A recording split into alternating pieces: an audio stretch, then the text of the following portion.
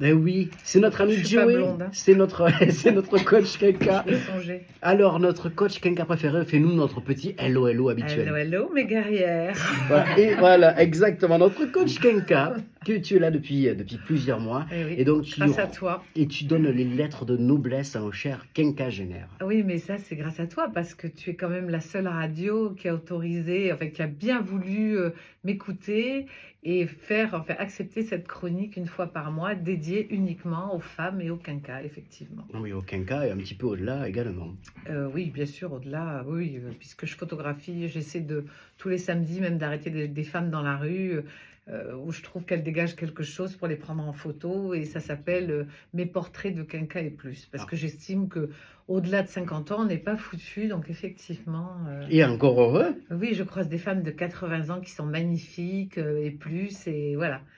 Alors justement, ce mois-ci, c'est quoi, quel est donc ton sujet? Dis-nous Oui, alors tout. le mois dernier, c'était un peu coquin, j'avoue. Alors là, on va être quand même beaucoup plus dans la tristesse, mais avec un sentiment d'optimisme.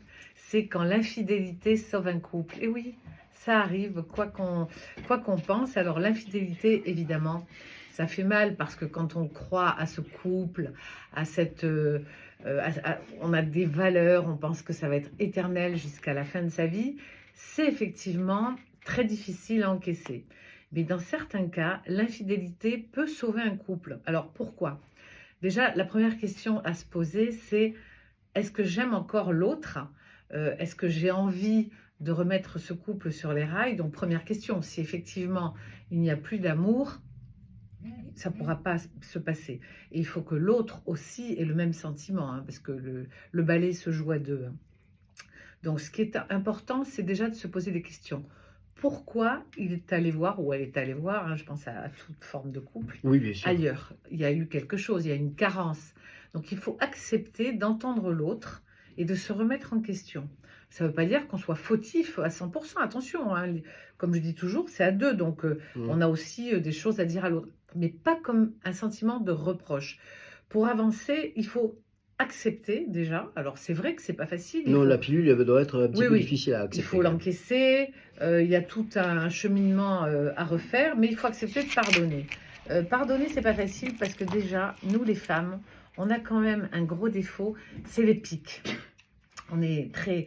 Et pourquoi? Et à quelle heure? Et comment? Et t'avais mis ton écharpe bleue et rouge, et il faisait beau, et il pleuvait, et c'était où? On est quand même à décortiquer, et après, on a quand même cette fâcheuse tendance à balancer des pics. Alors, si on est dans la rancœur et sur le règlement de compte éternel, on ne va pas y arriver. Je ne dis pas qu'à un moment donné, inévitablement, il va y avoir quand même des choses qui vont ressortir. Ça laisse des traces, bien entendu. L'intelligence émotionnelle, c'est de se dire, bon, j'aime encore cette personne. J'ai envie d'avancer.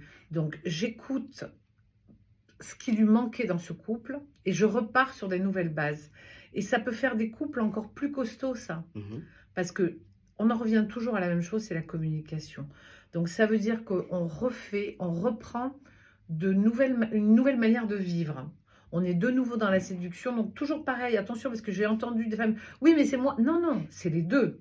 Évidemment, il n'y en a pas qu'un qui fait le job, hein, sinon ça ne marche pas, hein. Non, et puis on peut en revenir sur la tromperie, entre guillemets, sur l'infidélité. C'est quelque chose qui se fait à deux aussi. Donc s'il y a une des deux personnes qui s'est laissée aller, on en a déjà parlé dans cette émission, toi et moi, madame qui pisse la porte ouverte ou qui s'habille comme un sac alors qu'elle ne fait plus attention.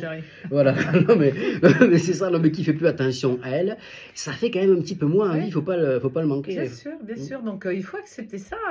Ben, tu vois, parfois je parle avec des femmes qui disent « Oh non, mais moi, le mien, il s'en fout du physique. » Non, c'est pas vrai. Quand il se retourne vers la petite minette qui passe dans la rue...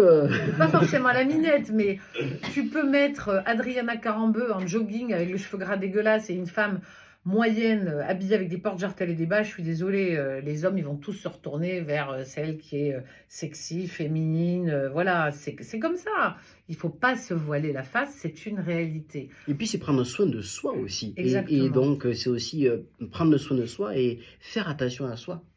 Alors ça, c'est important. Bon, alors déjà, prendre soin de soi, c'est pas égoïste, parce que moi, j'entends des femmes, je coach des femmes qui me disent « Oui, mais c'est très égoïste. » Mais pas du tout. Pourquoi égoïste? Il faut apprendre, d'ailleurs, on en a parlé en arrivant, pour aimer les autres, il faut apprendre à s'aimer soi-même. Mhm. Et on a toutes les traces de l'enfance, de l'éducation. Donc, c'est difficile. Et puis nous, en tant que mère, on a l'impression que c'est égoïste. Moi, pendant longtemps, je disais ça. Mais non, mais c'est égoïste de m'occuper de moi. Enfin, j'ai des enfants, j'ai un chéri. Non, pas du tout. Pour arriver à s'occuper des autres, de l'autre, il faut prendre soin de soi-même, apprendre à s'aimer, à se réconcilier avec son corps. Ça en sera encore un autre sujet. Mais pour revenir, pour remettre l'église au centre du village, c'est que dans l'infidélité, il ne faut pas penser que c'est fini. Moi, je dis, est-ce que déjà, si c'est, on va être trivial, un coup, est-ce que ça vaut le coup de remettre le couple en question? À ce moment-là, il ne faut pas condamner l'autre. Il faut dire, mais qu'est-ce qui te manque? Quelle est cette carence? Donc voilà, se remettre en question et reprendre des moments de qualité à deux. C'est-à-dire plus être dans cette routine. Ce qui tue les couples, c'est quoi? C'est la routine, il y en a un qui rentre, il dit même pas bonjour à l'autre, ils se parlent, ils regardent leurs pieds, autre chose, ou la télé, salut, ça va, ouais.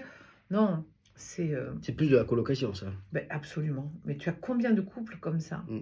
Alors, ça continue parce qu'il y a un problème économique, donc ça arrange tout le Bien monde. sûr. Et donc, voilà, jusqu'au moment où ça éclate. Mais quand on s'aime, eh ben, on reprend de bonnes habitudes. On est de nouveau dans la séduction. On fait attention à l'autre. Avec l'autre qui fait la même chose, hein, on est bien d'accord. Oui, Hein. oui. Donc, voilà, on refait attention quand il arrive. On va l'accueillir. On prend le temps de dîner ensemble, de se parler, pas être sur le portable ou devant la télé. On se parle, on parle de sa journée. On écoute l'autre. On l'écoute, on l'entend. Et on peut vraiment remettre, moi j'ai eu des couples autour de moi qui sont repartis encore mieux, encore plus solides, parce qu'ils ont accepté ça. Je ne dis pas que c'est facile. Je ne dis pas que c'est facile parce que ça laisse des blessures, mais justement, ça permet d'avancer, d'être plus fort et de ne pas rester dans une routine. Et tu sais, c'est ce que je dis à chaque fois, faire toujours comme si son couple était nouveau. Mhm. Si je venais de le rencontrer, je serais dans la séduction, je ferais attention à plein de choses.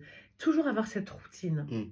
C'est vrai que c'est un travail de chaque instant. C'est Oui. un travail, c'est une obligation de chaque instant, Ouais. mais ça ne doit pas être une obligation dans le sens où on aime l'autre, donc ça doit venir après naturellement. C'est-à-dire que c'est un process qu'on met en place, comme je dirais de la musculation, qu'on ferait tous les jours, ou faire attention à son corps, ben là c'est la même chose. C'est ça, et puis aujourd'hui, il y a tellement de sites de rencontres même pour des 4 à 5. Hein. Donc c'est tellement facile aujourd'hui de rencontrer, d'aller voir ailleurs, que les gens font plus vraiment d'efforts. Donc je trouve ça dommage. Quand il y a de l'amour, un couple, c'est une équipe. Et pour que ça fonctionne, ben, faut communiquer. C'est toujours ça, la communication dans un couple. Et puis accepter les remarques de l'autre. Alors évidemment, il y a un moment opportun pour les faire. Quand ça va pas, on n'est pas là, ouais, non, ça sert à rien, là, c'est la mégère, bon, c'est pas la peine. Il faut attendre le moment propice où on est bien, où on communique, voilà.